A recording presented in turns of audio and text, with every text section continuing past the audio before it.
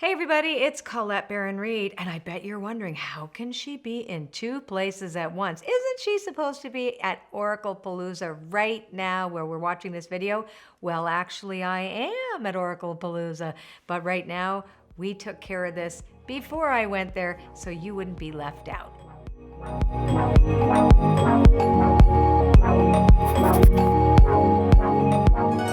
Okay, so now let's do the reading for this week. We are going to be using my brand new Oracle of the Seven Energies. So what I'm going to do that's a little different is I'm going to read a couple of lines from the guidebook per card so that I can give you a coherent story of these 6 cards that I've already laid out. Then you're just going to go quickly 1 to 6 in your head, pick a card, don't look at the cards, and just go, okay, that's my card.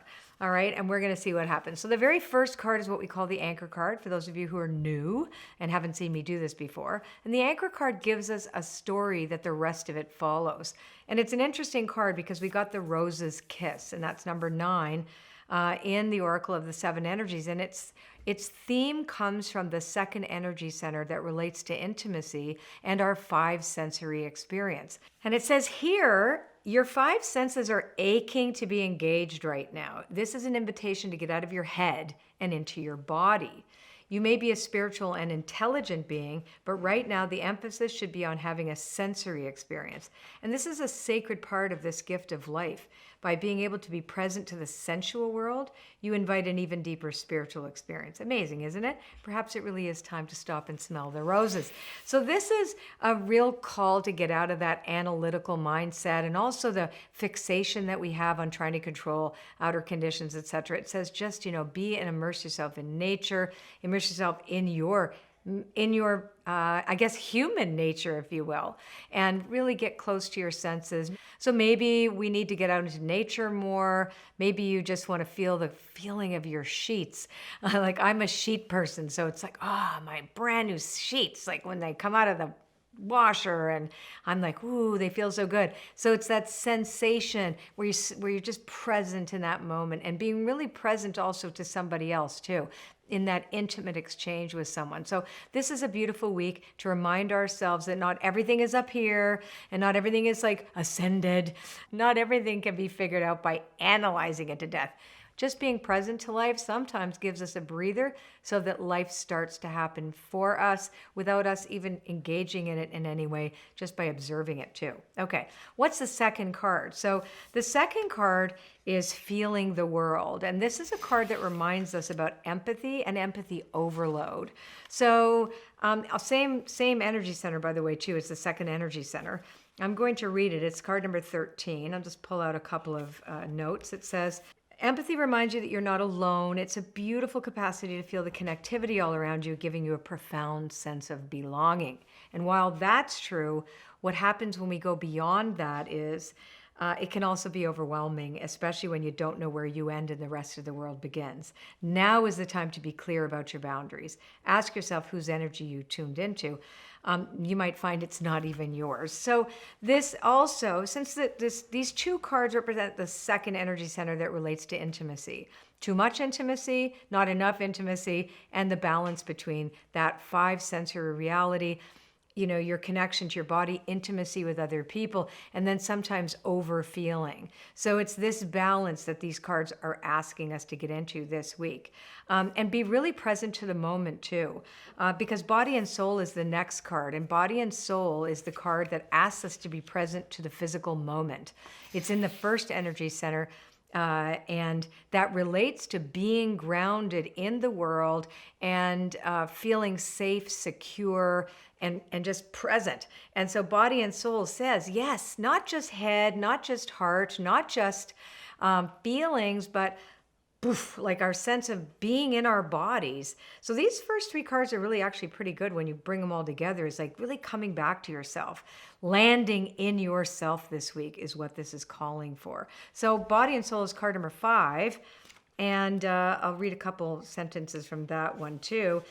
So it says, extreme self-care is called for when you receive this card. Answer truthfully. Are you taking care of yourself? Your first choice may be to take care of others before meeting your own needs. Check in with yourself. Are you experiencing halt, hungry, angry, lonely, tired? Right? This card is a signal that it's time to take a break from your current focus and get busy taking care of you because you are worthy of this care. So again, interesting, self-care. All these three cards relate to caring for oneself, right? And remember, this card also refers to when I used to make comments about this all the time on the 1111 calls, where I say, put the oxygen mask first on your face before you give it to somebody else. So we are really looking after ourselves this week. All right, listen. Oof, no puppy break for you. I'm kidding. My dog's been acting out, so she is not allowed on the puppy break. How about flower breaks? Okay, so what do? Well, you're going to smash that thing when it comes up, because why? Because you want to subscribe to my channel and you want to get a video every single week in your inbox, or two, because I have also the Astro Oracle video as well to get. You want to go deeper on this Oracle card deck, you're going to want to get the deck. So it's available for pre-order. Actually, this week it comes out. I think, Mark, it's August 4th?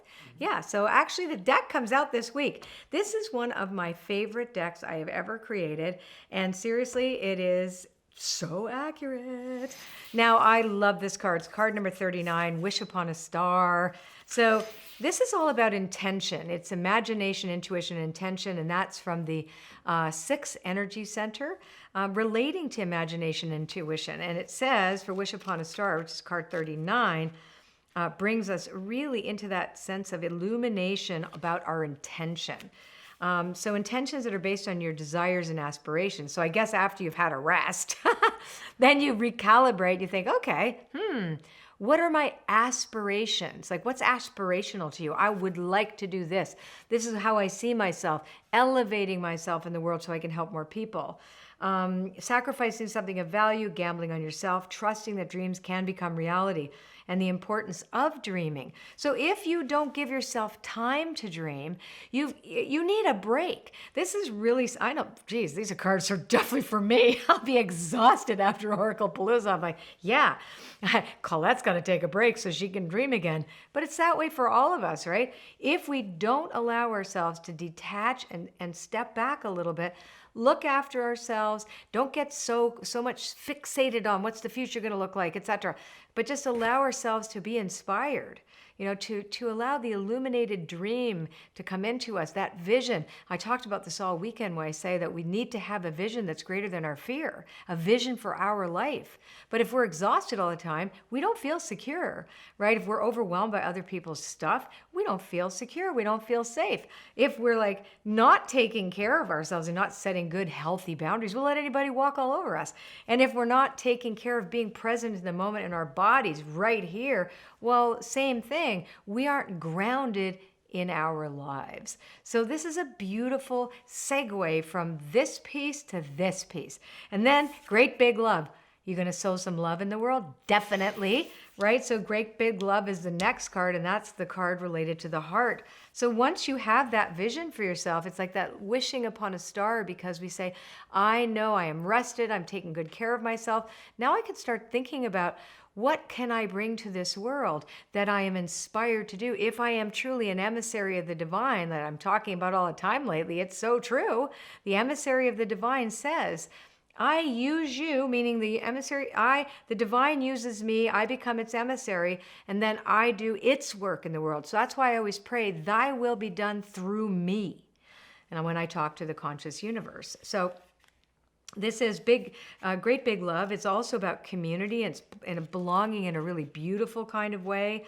It's a real true belonging. You belong to yourself. You don't have any conditions to your love. It's a profound, harmonious connections that you have. Today it says, invite love with a capital L into your inquiry.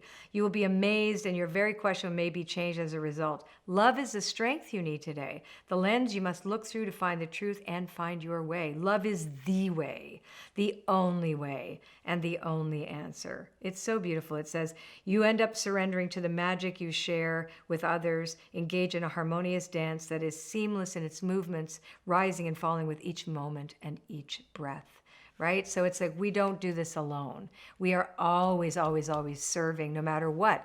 Like people think, oh, I'm not really an influencer. I don't really make an impact on people. But yes, you do. Just the very fact that you wake up in the morning and breathe and you are an energetic being, it means that you emanate that out into the world. So you can have a deliberate focus around that. And this is beautiful because it's when it's powered by love and powered by compassion and powered by beauty, then it's an amazing journey that you are stepping into, that you have deliberately decided for yourself to be on. Now, I love this card. Number 2 is Roots of Abundance. And this is where we land this week. It's, yes, everything is co-created by us and spirit, and it must show up in the world of the material. So this represents the concept that everything is abundant, even if the outer conditions present itself, that it is somehow scarce for you. So that the truth is that there is more to experience and more to share. So it says here, being stabilized by deep roots, anchoring yourself and feeling secure in your life, and you trust and believe in the concept of abundance. Now, abundance has very little to do with money, by the way, just same as prosperity. People have defined it. I think we need a new definition of it, because my definition of abundance and prosperity is more love, is more connection to others, is more community. It's like how rich you are depends on how many connections that you genuinely have, not how many likes you have on Facebook, but more like the genuine, meaningful connections that you share with friends and family and etc. So you redefine the concept of abundance. The message here is simple. Your life is safe and secure, and your intentions are coming to fruition. That was from card number 4. All your hopes and dreams are firmly grounded and taking root so that you can reach for the stars in your life and expand your dreams further than you can imagine. Everything in the material world is a reflection of your interior world, or all of our interior world, right? You are unstoppable and unshakable because you believe that you are abundant. Know that you can easily move from merely surviving to thriving when you pay attention to staying grounded. So I think it's really, really important right now to recognize that, we are not solo. We do everything together. So everything that's been going on right now with, as we know, with COVID and with the largest and most important social justice movement ever, that we can't wait for the systems to change. We have to be the change. And that means that we redefine what all these things mean to us. And so our job, as sentient beings, is to consider we before me. And then all of this starts to really make sense when we are sharing in the abundance and when we are helping and being really present to the things that need to change in order for all of us to be abundant, right? Yes. All right. I love this deck. I love this deck so much. I hope you love it. Anyway, if you love this deck and if you like this video, well, love the video too. Why shouldn't you love the video? Of course you do. Like my page and like the video and share it with your friends and leave us a comment, because we love reading them, okay? I will see you next time.